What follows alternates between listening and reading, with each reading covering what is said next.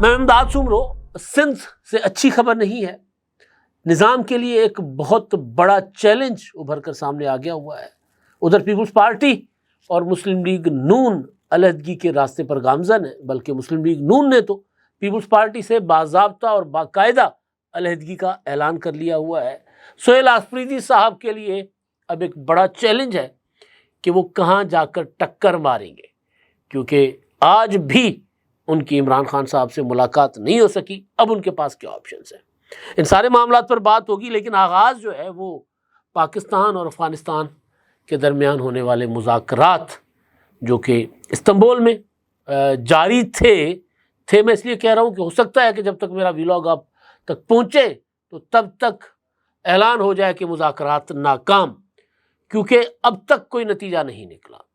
25 اکتوبر سے مسلسل مذاکرات ہو رہے ہیں، بلکہ 18 گھنٹے کی نشستیں بھی ہوئی، اور ہر نشست میں طالبان رجیم کے جو نمائندے ہیں وہاں پر، ملا یعقوب جو وہاں وزیر خارجہ ہیں طالبان کے، وہ اور ان کے دیگر نمائندے کابل سے ہدایت لینے کی بات کرتے ہیں، اتفاق کرتے ہیں کہ جی جو کچھ ہو رہا ہے، جو کچھ آپ کہہ رہے ہیں بالکل اس پر عمل ہونا چاہیے، لیکن ہمیں کابل سے اجازت لینے دیں. جب وہ کابل بات کرتے ہیں تو شاید کابل والے دلی بات کرتے ہیں. تو اسی وجہ سے پھر وہاں سے جو جواب آتا ہے وہ یہ کہ جو مذاکرات میں معاملات طے ہوئے ان پر عمل نہیں ہوگا. مختصر سی سادہ سی ایک خواہش ہے پاکستان کی، کوئی راکٹ سائنس نہیں ہے اس میں، کوئی کابل نہیں مانگ رہا پاکستان، کوئی قندھار جلال آباد پاکستان نہیں مانگ رہا، کوئی علاقہ افغانستان سے نہیں مانگا جا رہا. صرف ایک خواہش ہے، صرف ایک مطالبہ ہے کہ بھائی بطور پڑوسی امن کے ساتھ رہو اور پاکستان کے خلاف اپنی سرزمین دہشت گردی کے لیے استعمال نہ ہونے دو. ٹی ٹی پی کے دہشت گردوں کو یا تو ہمارے حوالے کرو یا پھر ان کے خلاف خود ایکشن لو. وہ کہتے ہیں جی بات تو بالکل ٹھیک ہے، اس پر عمل ہونا چاہیے، پڑوسیوں کو آپس میں پرامن طریقے سے رہنا چاہیے. مطالبہ مان لیا جاتا ہے اور اس کے بعد کابل رابطہ، اور پھر کابل سے وہی میں نے آپ کو بتایا کہ دلی، کیونکہ دلی کا میں اس لیے کہہ رہا ہوں کہ افغان حکومت جو ہے، افغانستان کی جو قابض رجیم جو ہے، وہ اب دلی کے اشاروں پر ناچ رہی ہے. پاکستان میں دہشت گردی سے لے کر مذاکرات تک ہر ہدایت وہ اب دلی سے لے رہے ہیں. تو شاید اس وجہ سے وہ جو ہے مذاکرات کو ناکام بنانا چاہتے ہیں. اور میں نے تو پہلے ہی کہا تھا کہ مذاکرات سے کچھ نہیں نکلے گا، کیونکہ یہ صرف اور صرف ٹائم گین کر رہے ہیں. ٹائم گین کر کے دہشت گردوں کو یہ اپنا ریلوکیٹ کریں گے، منتقل کر دیں گے کسی محفوظ ٹھکانے پر، کیونکہ ٹھکانوں کا پاکستان کو پتہ لگ گیا تو ان ٹھکانوں سے دہشت گردوں کو کہیں اور منتقل کرنا مقصود تھا. پاکستان نے کابل میں، قندھار میں، پکتیکا میں دہشت گردوں کو نشانہ بنایا، اور گل بہادر اور دیگر جو نیٹ ورکس تھے ان کے بڑے جو کیا کہتے ہیں بڑے خطرناک قسم کے دہشت گردوں کو مارا پاکستان نے، وہاں پر ہلاک کیا. اس کے بعد طالبان کے پاس ترلے منت کے علاوہ کوئی آپشن نہیں تھا، لیکن ترلا منت مکاری کے ساتھ. تو مکاری وہ دکھا رہے ہیں.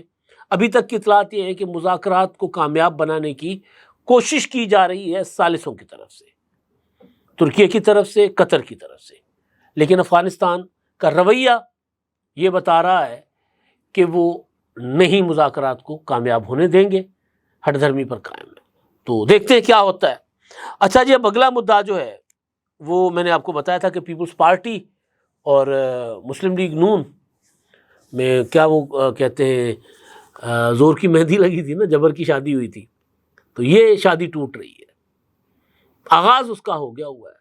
میں بڑے عرصے سے آپ کو بتاتا آ رہا ہوں. کچھ لوگ مجھے کہتے ہیں کہ جی آپ یہ کیوں کہتے ہیں کہ جی اتحاد نہیں چل سکتا ہے. آپ جب میں نے کوئی خبر دی ہے اگلے 1 ہفتے 10 دن کے بعد، وہ ٹھیک ثابت ہوئی ہے کہ دونوں پارٹیوں کے درمیان تعلقات اور معاملات دن بدن خراب ہو رہے ہیں باوجود بڑوں کی کوششوں کے. فی الحال تو ایک فیصلہ جو آزاد کشمیر کے حوالے سے ہوا ہے، وہاں پر طے ہوا تھا عوامی ایکشن کمیٹی کے ساتھ مذاکرات میں، اور مسلم لیگ نون نے ظاہر اس میں طے کیا تھا، وہ لیڈ کر رہی تھی مسلم لیگ نون. عوامی ایکشن کمیٹی کا مطالبہ تھا کہ انوار الحق کو ہٹایا جائے، چودھری انوار الحق کو وزیر اعظم کے عہدے سے. مطالبہ مان لیا گیا، دیگر مطالبات بھی مان لیے گئے. اور سب سے بڑا مطالبہ تو تھا ہی وزیر اعظم کو ہٹانے کا. ظاہر ہے جب وزیر اعظم کو ہٹایا جائے گا تو نئے وزیر اعظم بنیں گے. تو مسلم لیگ نون جو ہے وہ آدھے راستے میں، آدھے سفر میں پیپلز پارٹی کے ساتھ ہے، آدھے سفر میں پیپلز پارٹی سے علیحدہ ہو گئی ہے. یعنی آج مسلم لیگ نون کی ایک میٹنگ ہوئی تھی، اجلاس ہوا تھا، اور اس میں طے کیا گیا کہ تحریک عدم اعتماد پیپلز پارٹی جب لائے گی انوار الحق کے خلاف تو اس میں مسلم لیگ نون ووٹ کرے گی. یعنی تحریک عدم اعتماد کے لیے پیپلز پارٹی کو 36 ارکان کی حمایت حاصل.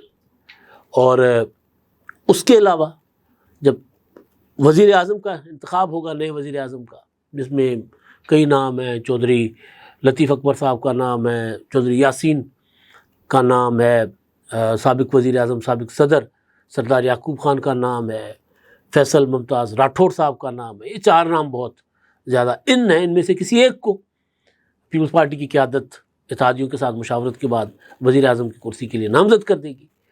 تو لیکن اس کے لیے مسلم لیگ نون ووٹ انہوں نے کہا کہ ہم نہیں دیں گے، ہم اپوزیشن میں بیٹھیں گے.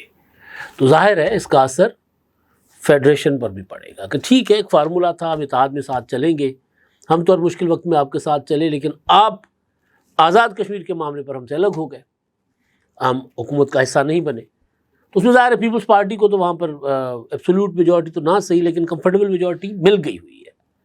27 کا نمبر چاہیے تو کوئی 30 کے قریب میری معلومات ہے کہ پیپلز پارٹی کو وزیر اعظم کے لیے ووٹ مل جائے گا 30 کے قریب. وہ کافی میجورٹی ہوتی ہے وہ بھی آزاد کشمیر میں. 53 کا ایوان ہے. تو یہاں پر پیپلز پارٹی اور مسلم لیگ نون کا ہو گیا راستہ الگ الگ. اب آگے چل کے دیکھتے ہیں کیا ہوتا ہے. اور ابھی تک جب میں آپ سے بات کر رہا ہوں تو تحریک عدم اعتماد لانے کی کوئی تاریخ سامنے نہیں آئی، لیکن کیونکہ وزیر اعظم انوار الحق صاحب نے کہا کہ جی میں ریزائن نہیں کروں گا، وہ ڈیڈ لائن گزر گئی، وقت گزر گیا، انہوں نے کہا میں ریزائن نہیں کروں گا، تحریک عدم اعتماد جس نے لانی ہے لائے، میں مقابلہ کروں گا. تو اب معاملہ تحریک عدم اعتماد کی طرف جائے گا. تو اگلے 48 گھنٹے اس حوالے سے بڑے امپورٹنٹ ہے. تحریک عدم اعتماد آتی ہے، پھر اس پر عمل ہوگا، اور اس کے بعد ایک ہفتے کے اندر اندر نئے وزیر اعظم کا انتخاب ہو جائے گا. اچھا جی، اب ایک اور افراتفری اور انتشار میں گھرے صوبے کی بات کر لیتے ہیں، خیبر پختونخوا کی. آج پھر وہاں کے وزیر اعلیٰ جو ہیں وہ آ کر اڈیالہ کے باہر بیٹھ گئے، میرے لیڈر سے ملاقات کروائیں. آج وکلا کی ملاقات کا دن تھا، تو آج کسی کی بھی ملاقات نہیں ہو سکی. اور انہوں نے کہا کہ مجھے عدالت نے حکم دیا ہے کہ عمران خان صاحب سے ملاقات میری کروائی جائے، اور میں تب تک حکومت نہیں بناؤں گا، کابینہ نہیں بناؤں گا جب تک عمران خان صاحب سے ملاقات نہیں کروائی جاتی. آج بھی ٹرکیں لگا کے اور ان کا راستہ روک کے ملاقات کی نہیں ان کی ہونے دی گئی. اور انہوں نے کہا میں توہین عدالت کے لیے جاؤں گا، اس کے بعد عوام کی عدالت میں جاؤں گا. یعنی آخری ٹکر وہ سڑکوں پر جا کر ماریں گے. لیکن ایک چیز مجھے نہیں سمجھ آ رہی کہ بھی ملاقات کیوں روکی جا رہی ہے. وہ انہوں نے کرنا تو وہی ہے، تو کرنے دیں. ملاقات ہو جائے گی، کابینہ بن جائے گی، کابینہ بننے کے بعد پہلا اعلان کریں گے کہ ہم اسلام آباد کی طرف چڑھائی کرنے آ رہے ہیں. روک لیجئے گا، کیونکہ یہ وہ پنچھی ہیں جو خود بخود آگے جال میں پھنسیں گے.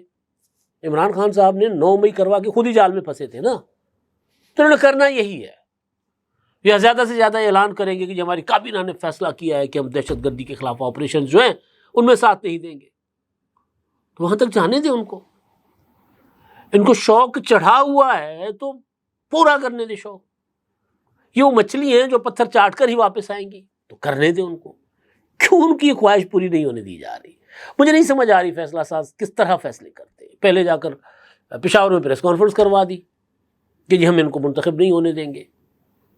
بھائی منتخب ان کے پاس ووٹ ہے، منتخب ہو جانا تھا انہوں نے، یا تو پھر زور لگاتے، زور بھی نہیں لگایا. تو اب جب منتخب ہو گئے ہیں تو بھائی وہاں ان کو حکومت بنانے دیں. حکومت بنانے کے بعد کرنا انہوں نے یہی ہے. حکومت کوئی نہیں کرنی انہوں نے، کوئی انتظامی معاملات نہیں چلانے انہوں نے کڑمسی مچانا ہے، انہوں نے انتشار ہی پیدا کرنا ہے. تو اس طرف ان کو بڑھنے دیں تاکہ پھر جواز آ جائے. یہ میں بات ظاہر ہے کر رہا ہوں کہ یہ انہوں نے کرنا ہی یہی ہے. میری خواہش نہیں ہے کہ یہ کریں، لیکن وہ پی ٹی آئی والے کریں گے یہی، تو ان کو جناب اس طرف جانے دیں. اچھا جی، اب آخری جو میرے پاس خبر ہے سندھ سے آئی، اور یہ سرکاری اعداد و شمار ہیں اور بڑے خطرناک ہیں. بڑے ہی تشویشناک. کچھ عرصہ پہلے لاڑکانہ سے کچھ علاقوں میں، لاڑکانہ کے رتو ڈیرو اور نو ڈیرو کے علاقے تھے، وہاں پر ایڈز کے پھیلاؤ، اور وہ بھی بچوں میں، اور وہ بھی بڑی خطرناک قسم کی رپورٹس آئی تھیں. اب پھر سرکار نے ایک رپورٹ جاری کی ہے، اور اس اعداد و شمار کے مطابق HIV سے متاثرہ جو ہے رجسٹرڈ بچوں کے کیسز 3995، یعنی 4000 سے 5 کم.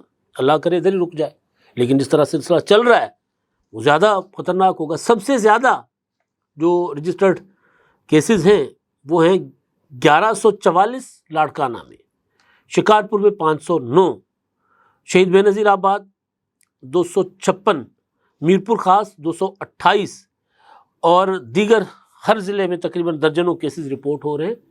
اور اس کی وجہ بن رہے ہیں ساری وجوہات جو ہوتی ہیں، لیکن اس میں سب سے بڑی وجہ ہے عطائی ڈاکٹر اور سرنجوں کا بار بار استعمال.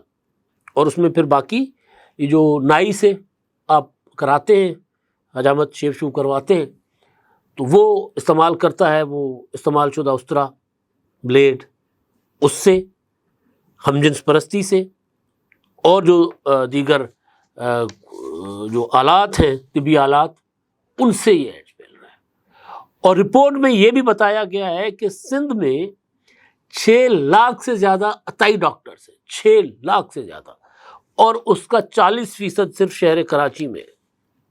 یعنی یہ تو ہو نا کہ دور دراز کاچھو کے علاقے میں، تھر کے علاقے میں، پسماندہ علاقے، وہاں کوئی جا کر جو ڈاکٹروں کی کلینکوں پر اسسٹنٹ کے طور پر کام کرتے ہوتے ہیں، جو یا جو میل نرس ہوتے ہیں، کمپاؤنڈرز جو ہوتے ہیں، پیرامیڈک اسٹاف جو ہوتا ہے، چاہے وہ باضابطہ ڈگری یافتہ ہو یا ویسے ہی ڈاکٹروں کی کلینک پہ کام کر کر کے ڈاکٹری سیکھ جاتے ہیں جو، تو وہ تو سمجھ آتا ہے کہ دور دراز علاقوں میں ڈاکٹرز نہیں ہوتے، اسپتال نہیں ہوتے، تو وہاں پر زیادہ ہوں. لیکن کراچی جیسے شہر میں ظاہر بڑا چیلنج ہے سسٹم کے لیے. 40%، 6 لاکھ کا 40% کراچی میں ہے، اور 6 لاکھ بہت بڑا نمبر ہے. اس پر اجلاس ہوا، جب رپورٹیں آئیں تو ٹلیاں کھڑک گئی. وزیر صحت ڈاکٹر عذرا پیچو کی سربراہی میں اجلاس ہوتا ہے، اور اس میں جناب یہ رپورٹ باضابطہ طور پر پیش کی گئی، اور یہ فیصلہ کیا گیا کہ جو عطائی ڈاکٹرز ہیں ان کے خلاف کریک ڈاؤن کیا جائے، اور ساتھ ساتھ جو حاملہ خواتین ہیں ان کی اسکریننگ بھی کی جائے، اور پھر جو اویئرنیس کیمپینز بھی چلائی جائیں. میں تو حیران ہوں کہ آج 21 صدی میں ہم رہتے ہیں، اور یہاں پر ایک ہوتا ہے نا کہ کچھ لوگ کچھ کر کے مرض لے لیتے ہیں، جس طرح ذکر ہے ہم جنس پرستی کا، یا جس طرح کوئی ایڈز کا مریض کس کے ساتھ تعلقات قائم کرتا ہے، تو وہ تو سمجھ آتی ہے بھولے پن میں، بے خبری میں. یعنی عطائی ڈاکٹر وہ جو انجیکشن ہے، وہ جو سرنج ہے، نیڈل ہے جو سرنج کی، وہ ریپیٹ کرتے ہیں، ایک کو لگائی، دوسرے کو لگائی، تیسرے کو لگائی.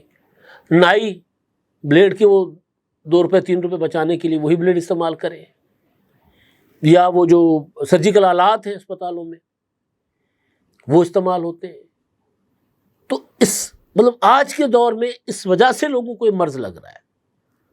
یہ بڑا خطرناک اور الارمنگ صورتحال کی جو ہے وہ نشاندہی کرتے ہیں نا یہ سارے جو اعداد و شمار ہیں. تو بہرحال اس پر حکومت سندھ کو دیکھنا چاہیے. معاملہ بڑا خطرناک ہے.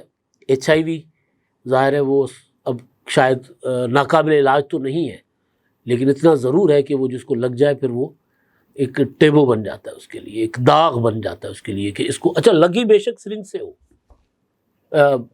اپنا بلیڈ سے ہو، کسی اور وجہ سے لگی ہو، لیکن انسان کے اوپر الزام ہمیشہ سب کا یہی جاتا ہے، اچھا تو تمہیں اس لیے لگا ہے. اور اس میں تو معصوم بچے چھوٹے چھوٹے. تو اس کو کنٹرول کرنے کے لیے کوئی جنگی بنیادوں پر اقدامات لینے چاہیے. اب تک کے لیے اتنا ہی. اللہ حافظ.